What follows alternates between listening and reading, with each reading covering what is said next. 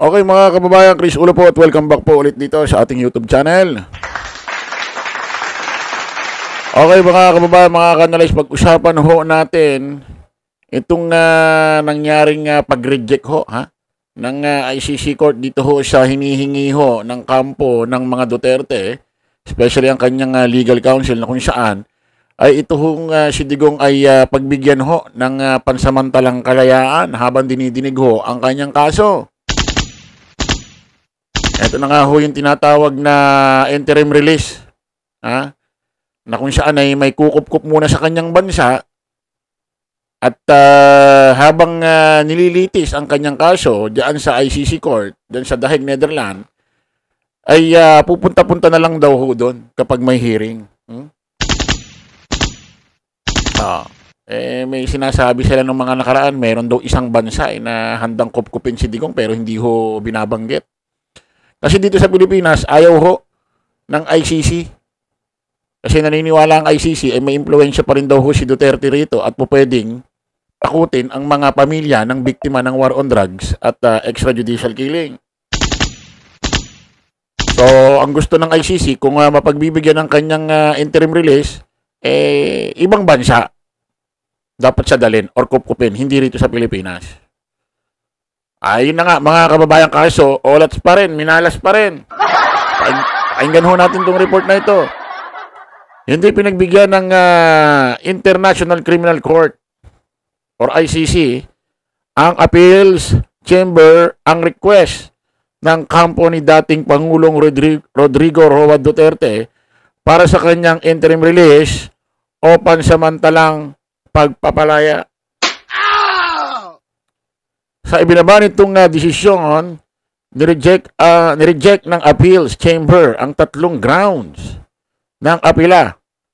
Bigo umano ang defense team na patunayang nagkamali ang free trial chamber sa nauna nitong desisyon, hindi igawad ang interim release para kay Duterte. Kasi may nauna na ho na hindi pinagbigyan itong si Digong, mga nakaraang buwan pa yan. O umapila ho itong kampo. Especially itong kanyang abogado na si Kaufman na baka pwede pang pagbigyan. Ngayon, itong araw na ito, talagang dinisisyonan na ho. Ngayong November 28, alas 5 ho ng hapon, The Hague time. So, wala na talaga ito. Talagang dyan ako, talagang, ano bang maganda sabihin natin, dyan babata, ano? Kasi matanda na ano pa bang sunod sa matanda, mga kababayan? Hindi naman pwedeng sabihin dyan tatanda, matanda na talaga to. Ano kaya pwedeng sabihin? Pakinggan ho nga natin itong report na ito. Pakinggan na lang ho natin yung boses, no? Itong TV Patrol kasi nagka-copyright ho ito. Pakinggan natin. Bumalik po tayo sa The Hague matapos hindi katigan ng International Criminal Court Appeals Chamber ang apela para sa interim release ni dating Pangulong Rodrigo Duterte. Nasa linya ng telepono mula sa The Netherlands, nagpapatrol, Jofel Tesorio. Jofel, kanina nasa loob ka mismo ng korte dyan sa ICC. Ano ang maikikwento mo sa amin tungkol sa pagdinig? Yes, magandang umaga dito o malapit na hapon. Medyo puno yung public hall kanina para doon sa pagdinig. Tama yung mga balita na unanimously decided ang appeals chamber na i-reject yung apela ng depensa sa tatlong punto. Unang-una, nakita nila na talagang pinatunayan naman ng pre-trial chamber na may flight risk si dating Pangulong Rodrigo Duterte kung bibigyan ito ng temporary release. At pangalawa, sinabi rin ng appeals chamber yung pangalawang punto na yung mga state warranties sa pagbibigay ng interim release ay wala doon, hindi mapatunayan ng depensa na yung mga state warranties na yan. Itong mga binabanggit na ito ho yung mga naging dahilan, grounds ho, ng ICC Court or ng mga hukom, judge ho, dito sa ICC Court, na kung saan, ito ho yung mga dahilan ho nila rason nila kung bakit nireject ho nila ang request ng grupo or legal counsel nila Digong na bigyan ho siya pansamantalang kalayaan. At yun na nga yung tinatawag hong interim release. Tuloy natin. Ibibigay siya sa isang third country para sa interim release ay masusunod. At dahil doon, rejected din yung pangalawang punto ng kanilang apela. Yung pangatlong punto ay hindi rin umano pinakita ng depensa o isinubstantiate na merong pagkakamali yung pre-trial chamber na i-reject yung issue ng humanitarian grounds. At sabi nga ng appeals chamber, yung depensa ay hindi rin nila pinakita ng mabuti na maaaring i-release on humanitarian grounds si dating Pangulong Rodrigo Duterte. Kaya lahat ng punto ng apela ng depensa ay ni-reject ng appeals chamber. Jofel? Ako naniniwala ako, mga kababayan.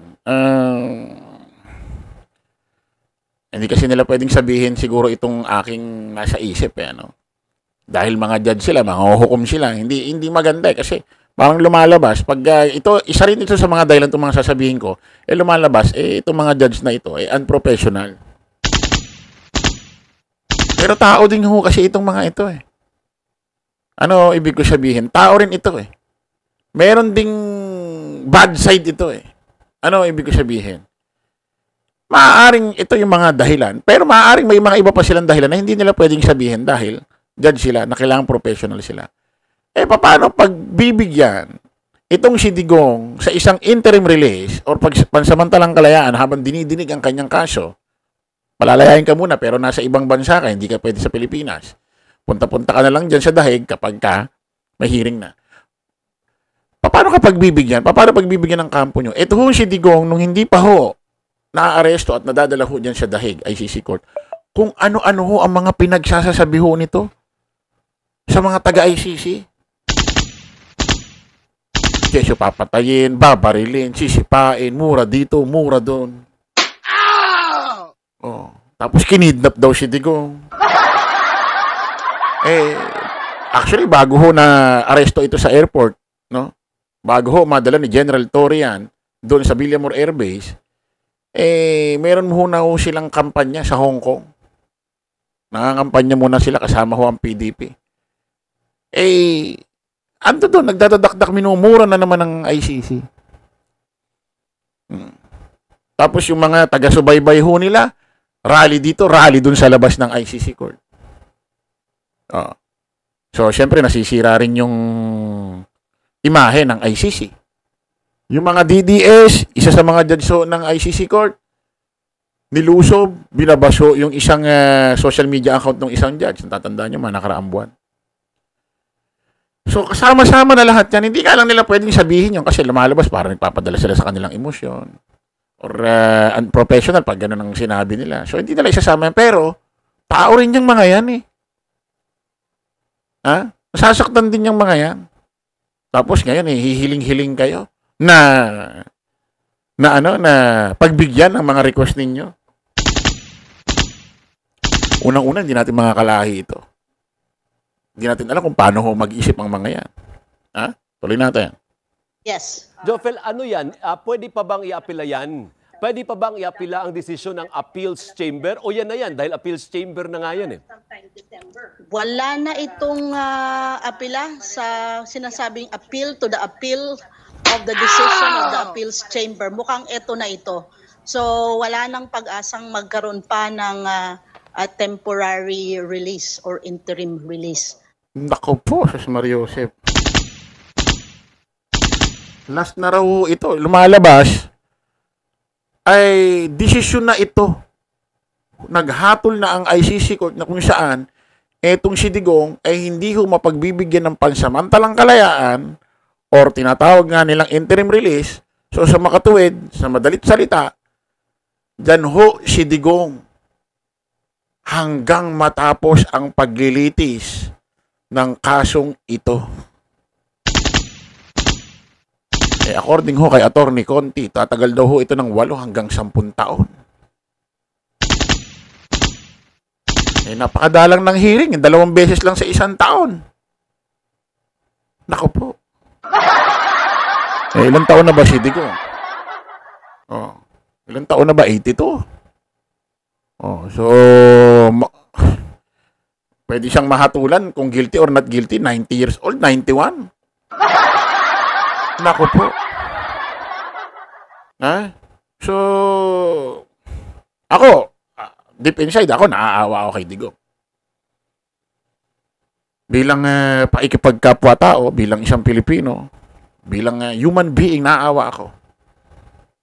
Ewan ko lang kung yung aawang nararamdaman ko kay Digong, si Digong naawa doon sa mga biktima ng war on drugs, extrajudicial killing.